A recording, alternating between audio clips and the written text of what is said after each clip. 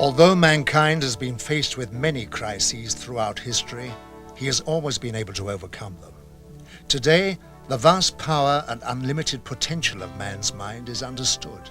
In fact, he's created computers that can pick up and even reflect his own thoughts. Man is a complex whole, possessing the capability to make matter visibly change. With the power of his mind, he can tap the energy source of the cosmos to manifest all possible necessities of life for himself. Thoughts are energy. Energy influences matter. The technology involved is one of peace, as it eliminates war. And it's only a matter of time before everyone discovers this ability.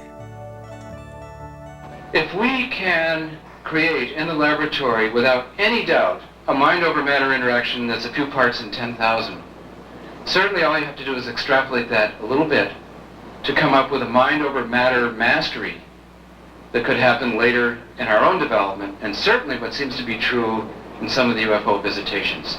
And of course also we have various case studies like Sai Baba being able to materialize and dematerialize things in his hand, or various forms of levitation.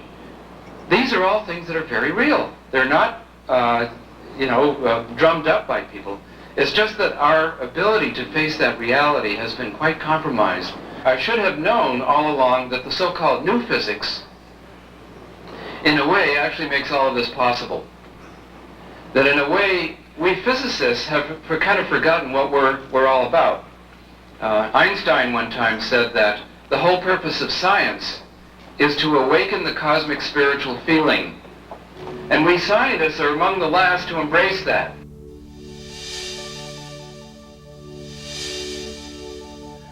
The cosmos is the energy and lifeblood of all things.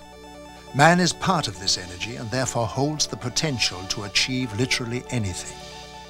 Science is in the early stages of attuning to this enormous reservoir of knowledge where anything is possible. Our comprehension of such things is limited only by the painful realization of change. The idea of a living cosmos is such a new concept that we have not accorded it its rightful place. Contrary to the popular view, it can be shown and conclusively proved that that has an internal structure of incredible order and beautiful order. It's filled with electromagnetic waves going in bidirections. Pick a frequency, there's a wave going in one direction and a wave in the other direction. The wave that's going backwards is an anti-wave. It's a time-reversed wave. And the vacuum is structured. This potential, a vacuum is just potential is all it is. This potential is filled with a harmonic series of these waves. And so it structures spatially by bidirectional wave sets. And it structures vertically in terms of harmonics.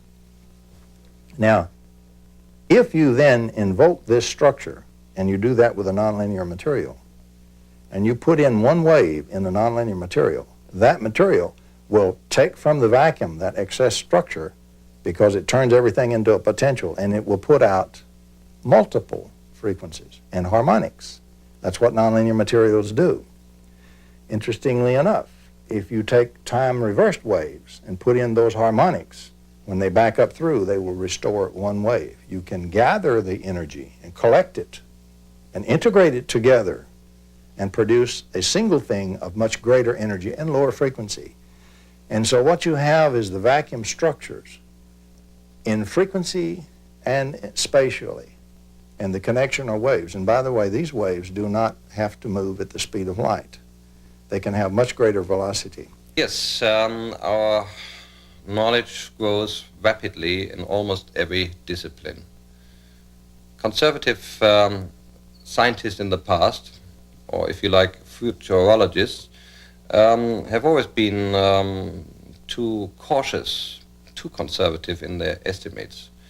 We know that there's a turnover every 5 years of doubling our knowledge, with the consequence that we have a completely different view in the world. Most people can't even keep up anymore with the advance in science. They have problems understanding modern computer science, cybernetics, biogenetic engineering, or nuclear physics. We talk today about great unified models of the natural forces.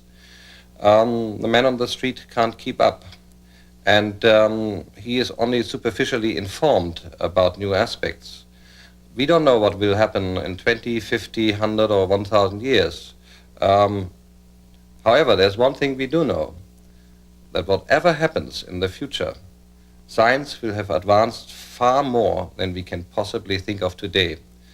And no imagination, no fantastic model that we may produce today will justifiably come close to the actual advance in 1,000 years.